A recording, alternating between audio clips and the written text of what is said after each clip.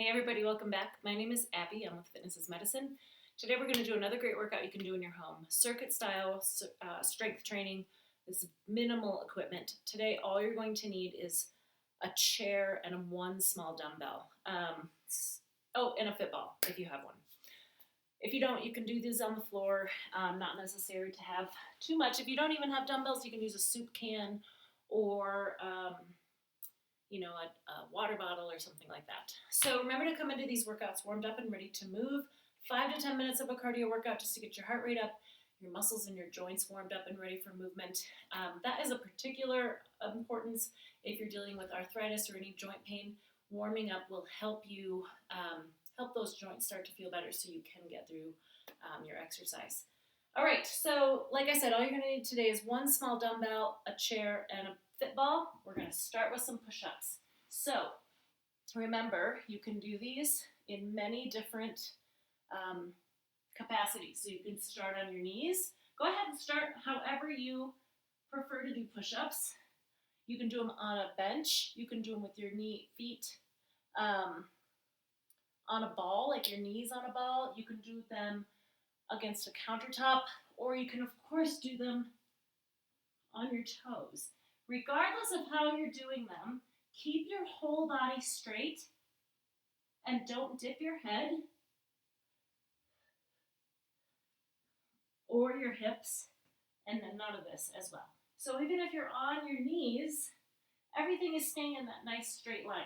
Really use your abs for those. That can really help. Like, think about pulling your spine towards your abs towards your spine, your tummy towards your spine. Think about pulling up with your abs as you push away from the floor or the countertop or whatever you're using. Okay, if you're on the floor, get up nice and slowly. And we are going to do sit to stand with a chair. But instead of sitting all the way down or standing all the way up, we are going to do little pulses. Now, so what that looks like, move this forward here. What that looks like is you're going to sit back and then pulse right here. So I'm not actually touching the chair, but I'm almost 6, 7, 8. We're going to do 15, 10, 11, 12, 13, 14, 15. Good, and then you can sit down at the end. Try to keep in that really low range of motion. If you need to be here and pulsing, that's okay, but try to get down as low and as close to that chair as you can. What I like about doing those squat pulses with a chair behind you is that it keeps you back. It gives you that confidence to sit back in your heels, because if you do have to sit down, it's okay, there's a chair there. You're not going to lose your balance and fall. Okay, next we're going to do a diagonal reach kind of shoulder press. So grab that one light dumbbell that I talked about. So what I want you to do is we're going to come back over here, press up, down, press up. So we're doing kind of a diagonal reach, pressing out, kind of up and to the side. I've got a good wide stance for support. You can also do this seated on a ball. 8, 9, and 10. The other way you could do it is, instead of doing a nice wide support, you could do it standing on one foot or a tandem stand, something like that. But I like this nice wide stance so that your abs are really helping and engaged here. Because when you press that out to the side, it's working your core as well. So pressing that out to the side with that wide base of support can help. 5, 6, and as always, start with your shoulders down and back, or keep them there. Good posture throughout. Sometimes when people have shoulder pain with exercise, if you just correct your shoulder posture before you start, it can help you do that in a proper range of motion and you don't have shoulder pain. One more, and rest. Okay, I'm gonna put that on my rack so it's out of my way. And then we're going to do double knee lifts. It's been a while since we've done this one. But grab a chair or a bench. A kitchen chair is a really good place to do these. Put your hands beneath your thighs like this. Good posture. You're going to lift your feet up off the floor without leaning back. So this is easy. Easier anyway. Your goal is to keep all of this stable and slowly lift and lower those feet up off the ground.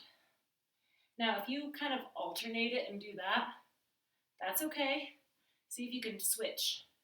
And if you have to lift one to kind of get them going, see if you can switch and do the other leg a few times, back and forth. 2 more. And rest. All right, good. Okay, now we're going to grab that ball. So I'm going to get my chair up out of the way here. Down on the ball. Put this down just a little bit. Roll out. So your tummy is on the ball. You're being supported with your toes. And we're going to do ITW. So this is a really good back and shoulder exercise. So I want a good straight line here, shoulders back, your head, chin tucked so that your head is in a good alignment, your neck is in a good alignment with the rest of your spine. Thumbs up towards the ceiling, I, out to a T, and then W, really squeeze those shoulder blades. Keep those thumbs up, I, T. Now I'm holding these for 2 to 3, maybe 5 seconds, depending on how it's going for you. We're going to just do 5.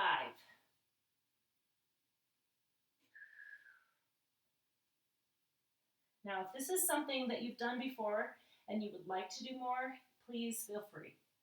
But this can be really challenging. I'm going to refresh my screen. 1 more. Out to the side.